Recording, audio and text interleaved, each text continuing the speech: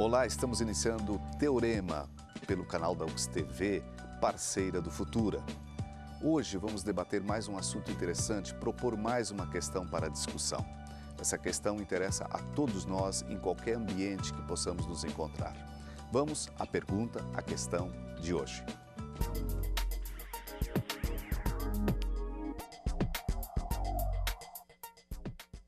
Parece que estamos vivendo uma crise de autoridade, seja na família, na escola, no trabalho ou na vida social. Seus efeitos concretos poderiam ser os problemas de violência, o não saber lidar com as frustrações e as dificuldades em respeitar o outro. É bom lembrar também que autoridade em nada tem a ver com autoritarismo. Estamos vivendo uma crise de autoridade? Esta é a questão do teorema de hoje. E para respondermos essa questão, temos os nossos convidados, sempre um especialista sobre o assunto, professor da Universidade de Caxias do Sul e, de preferência, acadêmicos também dessa instituição, estão aqui para refletir esse pensamento, para discutir, enfim, dar a sua participação, a sua contribuição. Contamos com a presença da professora em educação, doutora na área, professora Terciane. Bem-vinda, professora, tudo bem? Tudo bem, obrigada, um assunto que promete, né? Autoridade, começamos falando com um professor. É um assunto que realmente tem muito a dizer e a debater. É um prazer estar aqui, especialmente discutir isso com os nossos acadêmicos. Afinal, essa dimensão da autoridade pode ser pensada, inclusive, numa perspectiva da universidade, do espaço universitário. Perfeito. Rodolfo, estudante de psicologia, bem-vindo, Rodolfo, tudo bem? Muito obrigado, é um prazer estar aqui. Que questão inicial tu já colocaria, para complicar ainda mais a nossa pergunta, vivemos uma crise de autoridade? Eu acho que é uma questão bem interessante, porque quando começa a ser questionada a autoridade, em que momento pode ser tanto no contexto familiar como no contexto escolar, até mesmo universitário, e então na sociedade, quando é questionada a autoridade? Perfeito. E vamos para a área do direito, temos lá também um representante dessa área, estudante, o Rafael. Rafael, tudo bem, Rafael? Tudo bem, muito prazer estar aqui. E o direito, que é constituído de leis, tem toda uma organização, uma lógica, pressupõe autoridade para aplicar essas leis. O que você diz? Vivemos uma crise de autoridade? Olha, na verdade, vivemos... é imprescindível a hierarquia no nosso ordenamento jurídico para a composição do Estado. Mas a questão seria o abuso desse poder que provém das pessoas que estão no mais alto nível hierárquico. Um autoritarismo dos poderes, digamos. É, uma forma de autoritarismo. Perfeito. Professora, para começarmos então a nossa discussão, professora Terciane, vivemos uma crise de autoridade ou são impressões que temos, muita conversa sobre isso? Na verdade, temos muitas publicações também que trazem a dificuldade de impor limites, a dificuldade de termos referenciais, às vezes a confusão autoridade, autoritarismo, um certo saudosismo do autoritarismo passado. Estamos em crise ou não? Eu acho que as relações humanas, elas são permanentemente uma ideia de crise. O momento do presente, nós olhamos para as nossas relações e enxergamos uma crise relacionada à autoridade. Há uma mudança nesse cenário. E essa mudança ela é decorrente de um processo que nós viemos construindo e está muito relacionada à forma como nós vivemos neste mundo. Conviver com crianças pequenas hoje é conviver com o desafio de educá-las, mas de construir o respeito nessa relação, o que é muito diferente de outros tempos. A relação educativa entre pais e filhos em outros momentos históricos, ela se deu muito mais por uma relação da agressão e da imposição dessa autoridade. Bastava ser pai e mãe para ser respeitado. E esse respeito não advinha de uma relação de conversa, de trocas, de respeito mútuo, mas muito mais de uma imposição e do medo. Nós não temos mais este medo hoje. Hoje estamos num outro momento. É um outro momento. O que constituiria a autoridade, então, que você diria, Rodolfo? Eu acredito que a autoridade seria a questão do posicionamento da lei. O fato da pessoa obedecer, como, por exemplo, os pais, a criança obedecer aos pais, ela obedece à lei. Então, nesse momento... Que lei que ela obedeceria nesse caso específico? As próprias questões de respeito e a moral, o código que ela carrega dentro dela e que ela acha justo, que ela considera a favor em respeitar. No caso de, por exemplo, quando existe uma crise de autoridade, ela questiona isso e ela pode querer se considerar acima dessa lei, querendo passar por ela. Então, eu acho que nesse momento que ocorre a crise, é quando a lei deixa de ser cumprida, deixa de ser respeitada e a própria criança, ou em outros contextos, busca tentar se esquivar ou passar por ela. Professora, como a senhora analisa esse aspecto? Eu penso que é a própria condição dos adultos hoje é diferente. Nós já não concebemos a perspectiva da agressão da criança, nós já não queremos nem mais e não aceitamos mais agredir os animais. A nossa relação com o mundo ela está diferente. E eu não vejo isso, por vezes nós poderíamos fazer um olhar fatalista dessa situação e dizer, nossa, estamos perdidos, não temos mais ninguém respeitando ninguém. Eu prefiro fazer o olhar de quem diz, não, nós estamos construindo uma relação diferenciada, é uma relação mais pautada numa troca. As gerações mais velhas não se impõem aos pequenos pela força, mas elas precisam construir esse respeito. E isso significa que precisamos de adultos. Hoje nós também temos uma certa crise desses adultos. Isso está permeado também por uma estrutura capitalista, por uma estrutura de consumo, por uma estrutura de uma mídia que também nos traz muito a questão de sermos jovens eternamente, ou talvez de tentarmos estar nessa condição. Mas a presença do adulto na relação com a criança, na relação com o jovem, hoje ela é permeada muito mais por uma dimensão do respeito, e a construção da autoridade passa por isso. Há muito mais uma relação de troca, e sim, de uma construção do que de uma imposição, pelo medo. Isso talvez se reflita, pela própria perspectiva do Estado, não sei, essa dimensão do direito, o respeito da autoridade, não é só uma relação exclusiva da família ou da escola. Rafael, nos socorra aí. Delegado. Era uma grande autoridade, o prefeito. E hoje, como é que nós nos colocamos enquanto sociedade nessas dimensões? Eu acho que a questão da autoridade, ela vem do poder. A pessoa que tem poder, ela tem autoridade. Então, o poder, o que ele faz? A pessoa se sobrepõe a outra pessoa. E isso acontece no Estado, tanto quanto autoridades policiais. Se um sujeito faz alguma coisa errada, um policial te aborda de uma forma bastante agressiva, querendo demonstrar o poder que essa pessoa tem. E se ela vê que há uma mistura de poderes, tanto no viés econômico, no viés social, então, muitas vezes é uma forma... Se esse sujeito que foi abordado por um policial é um sujeito que tenha bastante poder aquisitivo, e esse policial, como uma forma de vingança, ele tenta se sobrepor a essa pessoa, tenta intimidar essa pessoa com o poder que ele tem como policial. Sim. E hoje temos uma legislação, que é a Lei 4.898 de 65, que ela fala sobre abuso de poder nos seus artigos 3º e 4º. Claro. Professor Teresiano, aproveitando essa informação, essa colocação do Rafael, esses tempos eu vi uma abordagem que recuperava um pouco a questão da autoridade. A autoridade tem que ter um quê? Um toque de autor. Uhum. E algo que te autorize, algo original, algo que te torne um referencial, enfim, uma constituição de autoridade com autoria. A senhora concorda? Eu acho que é justamente essa relação que nós estamos construindo hoje. Quando se pensa na relação pais e filhos ou na relação professores e alunos, por exemplo, para sair um pouco dessa dimensão da família e pensar a perspectiva da escola, ou mesmo nessa relação que o Rafael estava trazendo, do policial ou do próprio prefeito, do delegado, enfim, das autoridades constituídas pelo cargo que ocupam numa dada condição profissional. Do professor, do delegado, do padre, enfim, que eram referências de uma autoridade em tempos passados. Hoje, essas pessoas elas são deslocadas para uma outra perspectiva, que é a de construir essa dimensão do respeito pela sua atuação.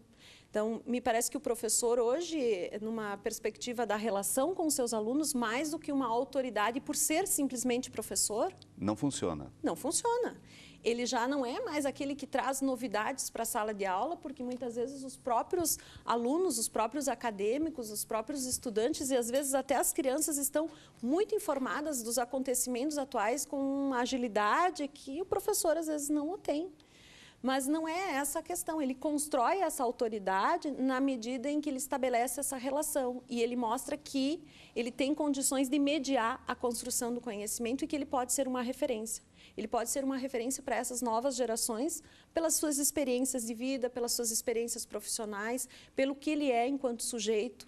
Né? Você pode dizer que não somente o professor, mas todo aquele que tem uma delegação de autoridade por profissão, enfim, na verdade, ele tem que reconstruir essa autoridade na sua ação, na maneira como ele atua. Enfim, não basta estar constituído, ele tem que construir de novo. Ele precisa construir porque nós não estamos mais no momento de relações verticalizadas, de quem está no poder e simplesmente manda.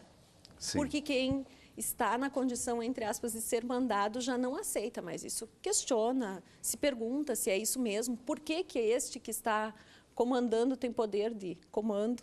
Então, eu acho que é um momento muito criativo de pensar as relações humanas. Okay. Elas estão sendo modificadas. Estamos, de fato, vivendo uma crise de autoridade. Temos aqui os nossos convidados, a professora doutora em Educação, Terciane, temos o Rodolfo, da Psicologia, acadêmico, e também o estudante de Direito, o Rafael, né? Discutindo essa questão. Antes de encerrarmos o primeiro bloco, falamos um pouco de sala de aula, que é uma experiência que todos nós passamos, né? A escola é um lugar especial, um lugar que reúne diferenças, reúne professores, reúne alunos, mas traz também realidades importantes vindas da sociedade, da família, assim por diante. E uma vez o professor era um dos grandes referenciais, né, de autoridade. O que ele falava, e ele era o detentor do conhecimento, né? Ele passava o conhecimento para os seus alunos. E, se eu não me engano, a palavra aluno tem um sentido de negação no início, né? A é negação, aquele que não tem a luz ainda. Não tem a luz, e o professor traria a luz do conhecimento. Na verdade, ainda bem, hoje vivemos outros tempos, não entendidos mais dessa forma, professor. Mas é ilustrativo para todos nós a questão do professor como exemplo de autoridade que muda. Como é que está se dando, o que a gente percebe isso em sala de aula, essa crise de autoridade passando por aí, ou qual o professor que de fato tem autoridade? Essa tematização ela é ilustrativa para a discussão desse tema, realmente porque se o professor em outros tempos era aquele que transmitia os saberes, que conseguia sistematizar as novidades daquilo que seria aprendido através de diferentes práticas, ele também tem que ser pensado como uma autoridade que se instituía não só pelo que ele sabia, mas também pelas suas possibilidades de atuação.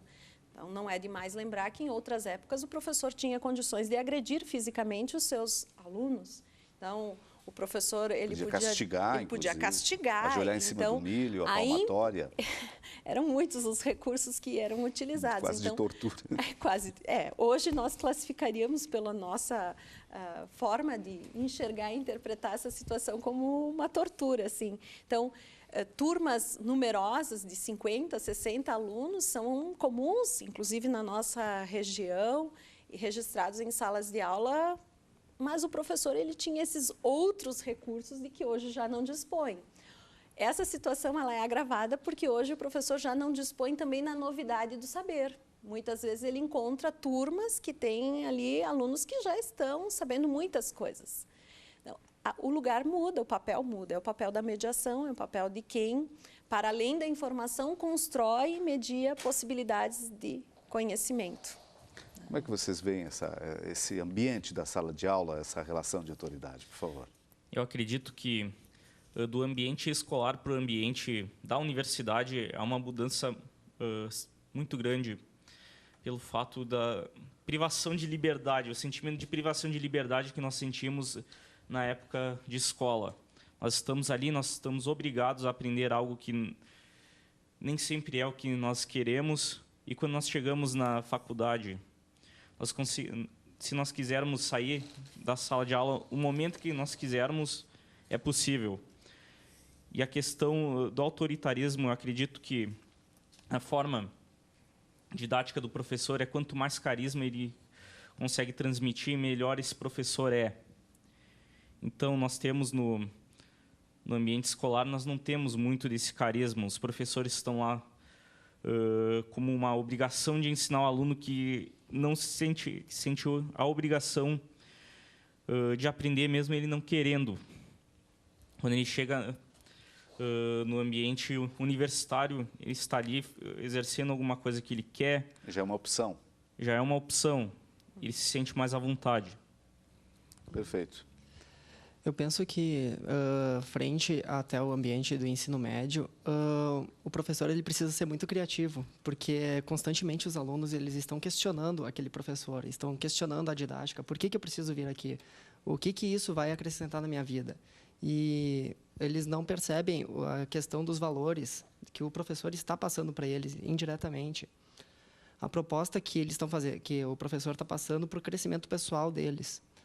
Então, eu acho que no momento que o aluno no ensino fundamental, acho que já dá para dizer no ensino médio, que ele começa a questionar o professor, ele começa a debater a autoridade dele, a ponto de tentar ver onde é que eu posso ser além disso. E aí que cabe o papel do professor de ele observar qual é a forma mais criativa de fazer com que esse aluno participe e entenda a proposta que a escola e o professor estão oferecendo a ele. Sobre o ambiente acadêmico, nós encontramos uma realidade diferente, porque é uma opção nossa e também é um outro mundo, né? Porque o ensino médio ele nos prepara para daí então nós começarmos a estudar para a nossa formação profissional. Então, a gente já vai com aquele propósito. Eu estou fazendo psicologia para me tornar um psicólogo. Estou fazendo direito para me tornar advogado. Então, a gente está lá querendo obedecer aquela autoridade. É diferente que na escola. Por que eu estou indo para a escola? Porque meu pai me mandou. Meu pai está pagando. Por isso que eu estou lá. Então, existe aquela questão da obrigação. E até o próprio, quando ele está na escola, por que eu preciso escutar essa pessoa?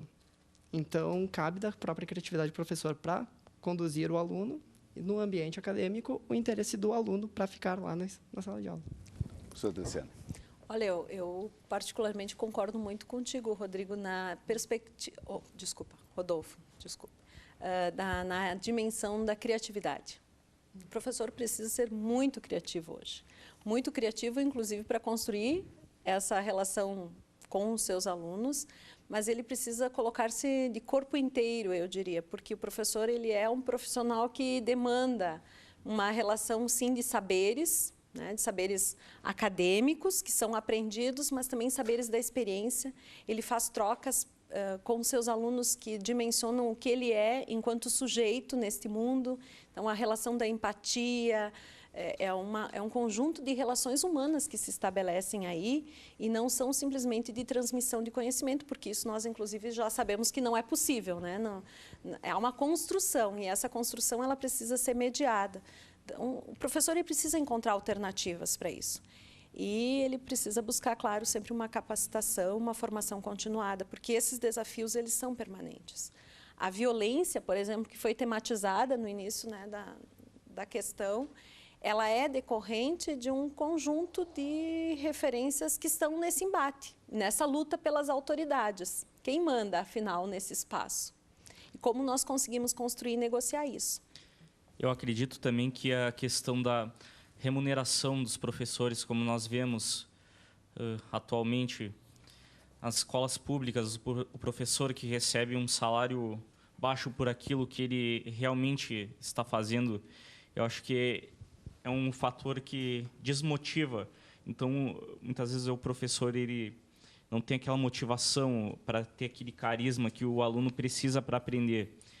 Então, ele faz atividades como colocar um texto para o aluno ler, apenas isso. Não é uma motivação, o aluno precisa mais disso. O aluno precisa que o professor toque no coração dele, que ele faça com que o aluno goste da matéria.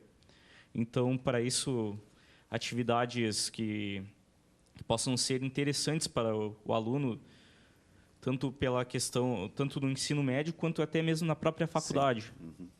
Digamos, tem uma autoridade funcional, mas junto tem que ter uma autoridade emocional, enfim, existencial, professora. A prática pedagógica ela não pode ser entediante, né? E não pode ser repetitiva. Algumas coisas que dão muito certo com alguns grupos não dão certo com outros. Então, dessa forma, a gente pensa no professor como alguém que precisa estar demandado todos os dias na sua prática pedagógica por um planejamento, por um olhar específico para aquele grupo com quem ele vai trabalhar. E isso se dá nos mais diferentes níveis. Seja ele professor universitário, seja ele professor em ambientes de educação infantil, por exemplo, a demanda por uma preparação, por um planejamento, pela organização, por pensar especificamente estratégias para aquele grupo, são questões para serem pontuadas. Deixa eu aproveitar, estamos quase no encerramento, mas sim lançar rapidamente uma questão para todos, para fecharmos. Começamos com o Rafael. Que autoridade nós precisamos, Rafael? Nós temos uma autoridade, como no âmbito familiar, nós temos os nossos pais, como nós temos os professores. O que nós precisamos, na verdade, é apenas o respeito. A autoridade, eu acredito que nós já tenhamos. Sim. Então, agora vamos para a psicologia. Que autoridade nós precisamos? Que tipo de autoridade nós precisamos? Nós precisamos da autoridade que nos inspire, que ela nos sirva, que faça valer a pena, que transmita nossos valores, que elas reflitam aquilo lá que nós acreditamos. Como, por exemplo, tanto no meio das leis, eu obedeço às leis porque eu acredito naquela sociedade, naquela Constituição. Eu acredito na minha família, então eu acredito nas leis propostas pelos meus pais. Na própria escola, eu acredito na didática lá, então eu me disponho à autoridade, eu me disponho ao conhecimento do professor para estar ali naquele meio. Perfeito. Professora, que autoridade nós precisamos enquanto seres humanos, enquanto sociedade? Bem, viver em sociedade pressupõe uma certa organização, uma certa hierarquia. Me parece que essa dimensão da era dos direitos que nós vivemos hoje, sistematizados inclusive pelas normas legais que pressupõem isso, nos dão a perceber que seres humanos são seres muito diversos, muito únicos. Se somos únicos porque temos nossas características, nós precisamos ser respeitados por isso. Então, a autoridade pressupõe, em primeiro lugar, essa dimensão, o respeito pelo outro. Perfeito. Esperamos ter conseguido contribuir com o nosso telespectador que tipo de autoridade precisamos e discutir a crise de autoridade. Precisamos realmente de uma autoridade que seja necessária, mas que ela se construa no dia a dia, que ela se construa sobre valores. O Teorema de hoje termina por aqui, nós voltamos na próxima edição com outra temática para o debate. Até lá!